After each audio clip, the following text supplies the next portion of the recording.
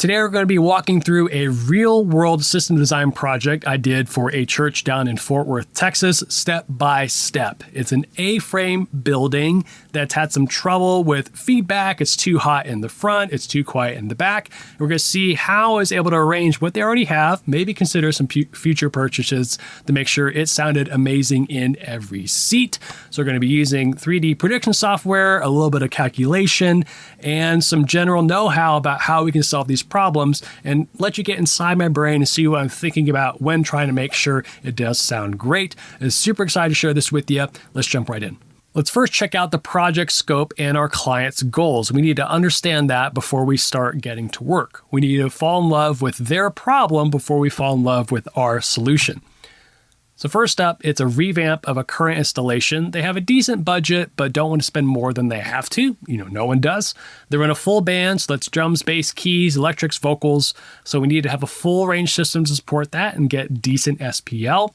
Their current pain points, it's too loud in the front and too quiet in the back, both in the band section as well as the pastor and spoken word.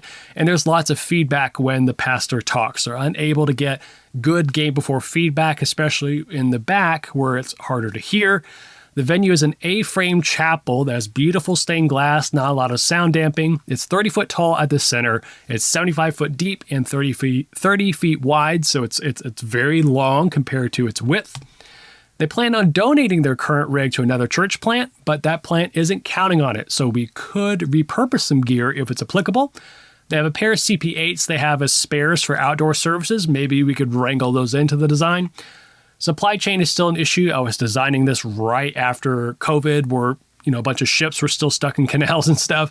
They would like to get this done quickly if possible, but understand they may need to wait for the right solution if it is indeed the right solution, but repurposing gear would eliminate that altogether. So now that we understand the problem a little bit more, let's gather some data from the venue. We see that as a 30-foot ceiling. This is taken from the back of the venue looking towards the stage. This is in the middle of their VBS.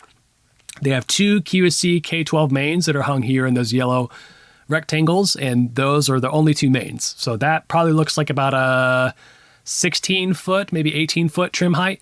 Then we have a single sub in the middle. It's the QSC 212C sub. And it is cardioid, but they're not reaping the benefits of that since it's under the stage. That's going to break up the cancellation pattern, but it is providing low end out to the front. So now let's flip it. Let's get on stage and look. And we see that it's 30 feet wide and 75 foot deep from downstage, the edge of the downstage all the way to the back wall. And we can see there are chairs all the way to the back wall. And it's about 5 feet from the downstage edge to the first row. So our actual coverage area is about 70 feet, so we get to 5 foot to spare. But chairs are really almost wall to wall. There's about a 2 foot gap on either side for people to go along the side, but they usually push people towards the center. So we really have to cover the vast majority of the surface area we see here. So before I jump into my model or design, I like to see how the current rig is performing. So if I have access to what speakers they are and where they're hung, I'll go ahead and model it. So let's first look at mains coverage. I got it in Ease Focus 3. I've pulled in the K12 GLL file, and this is what we see. I have them spaced left to right, and I measured that. And here's two of them. And we can see that's very hot in the front and not so hot in the back. This is a new graph to you. If we are within the green, we're within a plus or minus 6 dB span. So that's all this area. Sorry, my tool isn't quite working here. So if we go right here, we can see that it is much hotter, so 6 dB above that. And why is because we have a 5-to-1 range ratio, meaning this speaker is throwing 5 times farther to the back row than it is to the front row. That's how we get that range ratio. And we want to get it with a point source speaker, so not a line array, not constant curvature, a point source. Best case 2-to-1, all the way up to maybe 4-to-1 if there's desirable acoustics. This is not desirable acoustics, so I want to get down to 3-to-1, down all the way down to 2-to-1. So this is how the system is failing. By pure physics, we cannot ask it to bend its coverage to suit this coverage shape with a 5-to-1 range ratio. So if I place some receivers, aka some miniature little microphones in the model, I can see between the very front row and the very back row, within the top end, there's a 9 decibel difference in the top end. So right here, about 3K, 4K. And then within the low end, there's about a 20 dB difference. And this is not including the sub. This does have the sub in there. So I want to reduce that. So my idea of success is if we get as much of the frequency spectrum as possible within a plus or minus 3 dB span or within a 6 dB total span. And why I say within as much of the frequency spectrum as possible is that point source speakers, the lower they go in frequency, the more they're going to radiate omnidirectionally. The more their waveguide or directionality of the speaker, it doesn't work because the wavelengths are too long. So knowing that these are point sources, I can know that I cannot bend their coverage below about 1K, maybe 800 hertz, depending on the speaker. So that's where we're going to focus on getting the most amount of uniformity. If I can get it lower, that is a bonus. So I need to figure out the coverage area, and what it is right now, if I have a left-right main responsible for the whole room, is this speaker is covering this half. So it's shooting down the middle right here, and that is a forward aspect ratio of 5. And how I got there is I used Bob McCarthy's formula, and I plugged in that the depth of the room divided by the width of the room, and so that would be right now 70 feet divided by 15, and that's 5. So with this being such a long and narrow room, we would need a very skinny coverage speaker to cover that. So converting our forward aspect ratio of 5, we can actually take that number and convert it to the needed speaker. So we need a 25-degree speaker to be able to pull that off. Again, a lot of these calculations are in my AudioMath survival spreadsheet. We'll see some of that a little bit later. So now let's look at sub coverage. So this single center sub has a lot of energy at the front and not so much at the back. It's because the front row is very close to it, and we really can't control that if we're going to keep it in that spot. And this is 63 hertz averaged out over 3 octaves, and it's about a 20 decibel difference. So to recap the current rig, it's a high range ratio for our mains, 5:1. There's high overlap between left and right and lots of wall reflections since they are too wide of speakers for the narrow coverage zones we're asking them for. So I think we need a delay speaker. So to reduce the range ratio, so cut in half the front to back jobs or rolls, if you will, and then maybe use some front fills to supplement in the front. So can we repurpose the K12s and add the CP8s as front fills? And by repurposing, meaning take what was left-right and put just a main and a relay speaker, and then we could take the CP8s that they use for the outdoor services, put them on the very front, and see if they could help out if that K12 main is overshooting the first 2 rows. And if they want to get new speakers later, they can, if they're maybe unhappy with the sound or just want to get a better high quality sound. Not that there's anything wrong with the K12, but let's just make sure this design can work and that they're happy with it. And then once everything blew over with supply chain, they have some budget left over, if they want to replace them, they can. So the client approves this idea, and I'm glad he did. It was my brother-in-law. So let's get to our repurposed system design and look at horizontal coverage. We've got 2 75 by 75 degree boxes to cover a 75-foot deep and 30-foot wide audience area. It's about 70-foot deep since we lost the first 5 feet to the stage. So let's see how much mileage we can get out of one main and then feather in the relay speaker and the front fills. I always like to start with the largest custody area, start with the main, and then fill in the gaps. So let's do a half and half approach. So the front main covering the first half of the audience and then the second relay covering the back half. All right, so let's get the FAR or forward aspect ratio to see if our 75-degree speaker will cover the first half horizontally. So look at our top-down view. Now our audience is 35-foot deep by 30-foot wide. So knowing that we have this little 5-foot area that's gone, we now have 2 35-foot rectangles, 35 by 30 foot rectangles. So if I put this into my spreadsheet, which is again Bob McCarthy's FAR formula, we can put in the depth and the width. It gives us the FAR, and that converts it to the needed speaker.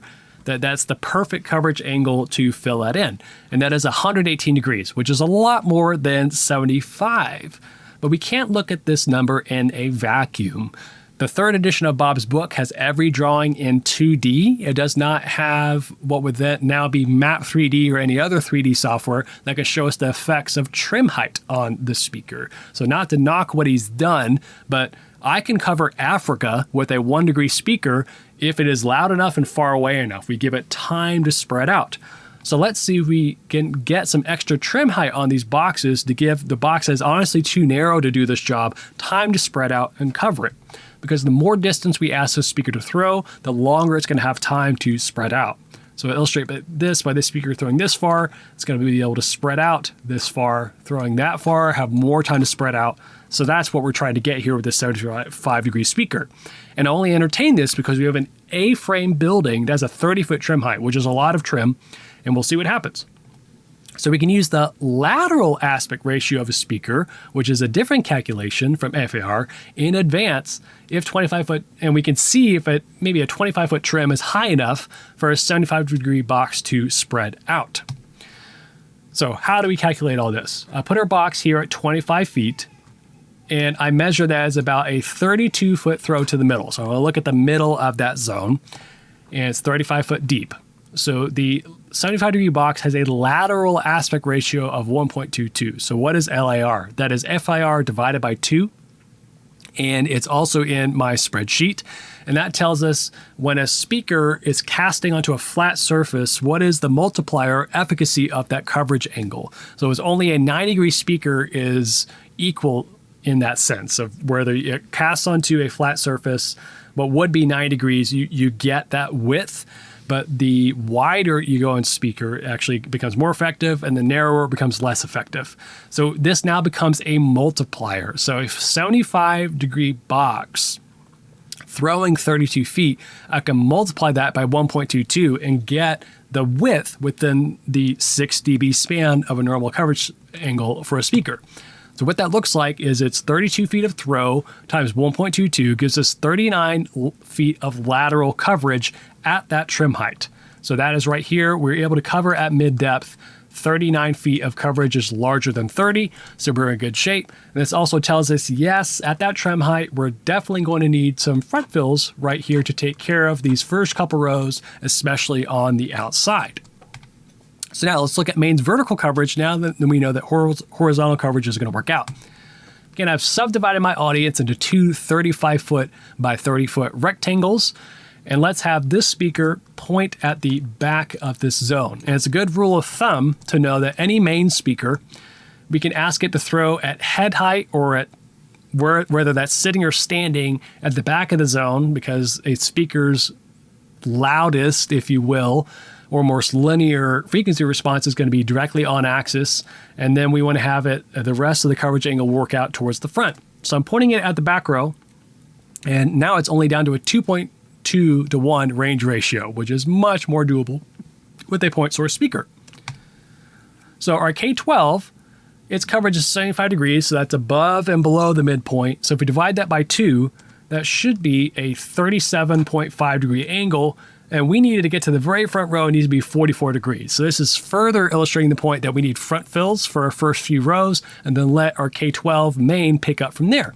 So let's see what that looks like of these coverage zones. If I measure down to where it would be able to hand off at about 37 degrees, it's right there. So these are our first few rows. And we can also see this right here. So it's our side view and our top-down view. So front fills right here. And then, let's see, main right here.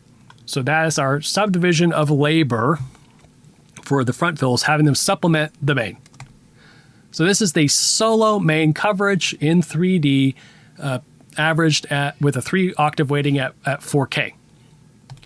So let's add in our relay speaker to make it more even and get to the back. So now we've added it here, and I've simply duplicated the layout. I have a very similar angle, knowing that I want the bottom edge of each coverage to get right here, and then it get all the way to the back. And now if we fold in all three, we got the main, the relay, and the front fill. And why we call it a relay and not a delay is that in a relay race, you're handing the baton off to the next person. They are now solely responsible for running the race. So what we're doing now is handing off complete and total custody area from the main to this relay speaker who's now running the race. But then a delay, we'd have the mains cover majority of the audience, and then we're using a delay speaker to be able to restore some top end or coherence at the back. So this is how we've subdivided the coverage of these 3 speaker zones. So if I turn just the flown mains at unity gain, we see that's a little hot in the back because we're getting some level from the front spilling out to the back as well.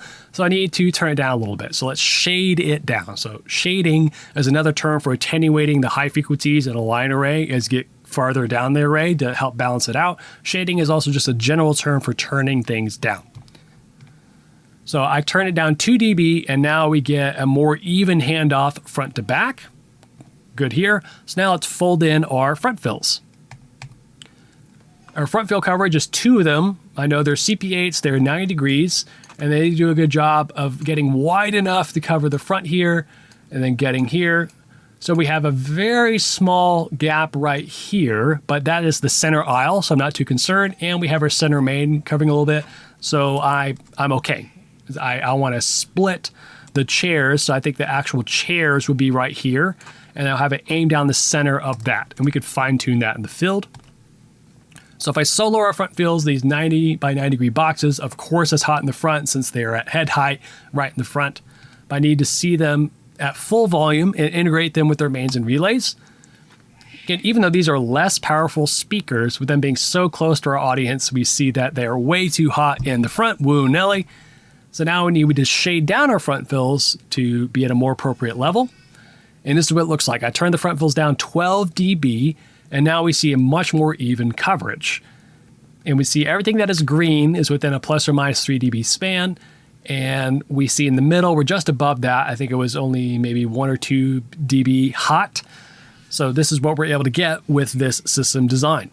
So now let's assess and recap what we've done. So let's look at the frequency response data. We saw earlier, here are the receivers that are placed. So we have them on axis with our mains now. So in the direct center of the throw at the very front, in the middle, and the back. They also have some at the very sides to make sure that the entire coverage area is doing well. So these are receivers 1, 2, 3, 4, 5, 6. So here is the frequency response data, and I could see that I've drawn a little helper tool that is 6 dB wide, and I can now drag it and see, yes, all of the receivers are within a plus or minus 3 dB or a 6 dB window all the way up to 16K. I'm going to drag this guy all the way down. I see we parted a little bit at 500 hertz, but then we came back within this window, and now I'm here, and we do not break or go beyond this 6 dB window again until we get to 125 hertz. And the reason why we have this big discrepancy now is because our subs are in the front, and we are not able to fly them, so this is why we're getting a big bump here at 125 and a big discrepancy at 63 hertz. So if we were to fly them, again, they would reduce the range ratio greatly of the sub throwing to the front row versus the back row, but we're not able to in this case. The 212C does not have flyware, and we're not buying a separate sub at this point in time.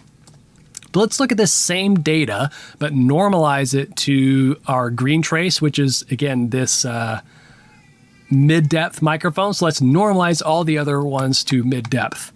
And this is what we see. We see that this is the priority area of intelligibility, which is 1K up to 8K. And this height of this is 6 decibels, so we're well within that with everything else. If I drew a similar height one and dragged it here, we see that, again, we part here at 500 hertz, then come back down. We not come beyond it until basically 140 hertz, something like that, which is really good in my book, especially for point sources. So now let's look at the SPLA weighted, because folks usually like to hear like, well, how loud can it be, or what's the loudness distribution? So this is what that looks like in ease, and we have between 106 and 110 dBA front to back, and within the entire audience. So the loudest point, I guess, would be right here, and the softest would be in the corner back here, and that is a 4 dB difference, which again, it's less than 6. So success in my book. We are in business. So what about our sub? I know I talked about it a little bit.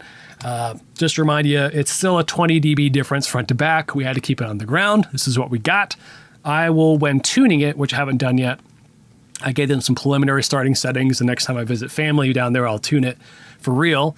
But I will level set it in the middle. I'll basically split the error and make sure, yeah, I'll be a little bit quieter than that in the back, a little bit louder than that in the front, but I'll fold it up under the mains volume and get probably about 10 dB above the mains, maybe 15, depending on how they like things to bump when I tune it. So maybe they can fly it in the future. Again, that would greatly reduce the range ratio. I think they'd be good. So let's go a little bit of a recap here. We'll land this plane. When designing projects, especially those who are budget conscious, repurpose before purchasing. You very well may have all the tools you need right in front of you. And this may ask like, hey, what do you got in your closet? What have you from an older venue or maybe a different church plant that went under? What can we salvage? Whatever. All of that is fair game, especially when working with the church market. Start with mains, so the largest coverage area, then fill in the gaps. So you can subdivide and conquer that way, but we want to know what's the most amount of damage we can do, then fill in what we cannot do with that single speaker or speakers. Trim height is your friend. Giving your system time to spread out can help speakers that may be a little bit too narrow for the job spread out and do it. Then also it reduces your range ratio front to back, which again is a good thing in our case. And forward aspect ratio, or FAR, isn't always the end-all be-all. It's a great place to start, and I'm definitely a big fan of Bob McCarthy approach, but we have to consider the height of our speaker before we absolutely know what's going to be the right speaker. So using this LAR multiplier approach by looking at the throw distance at mid-depth for that speaker, then multiplying that by its LAR will give you its estimate coverage, or just throw it in 3D prediction software and away you go. Thank you so much for watching. My name is Michael Curtis. Hopefully this system design walkthrough was helpful to you to show you what I had within my control, what was not within my control, and the decisions I made. Make sure and check out my AudioMath Survival spreadsheet below at the link. I think you really enjoy it. It has all these calculations in there. I'll catch you next time.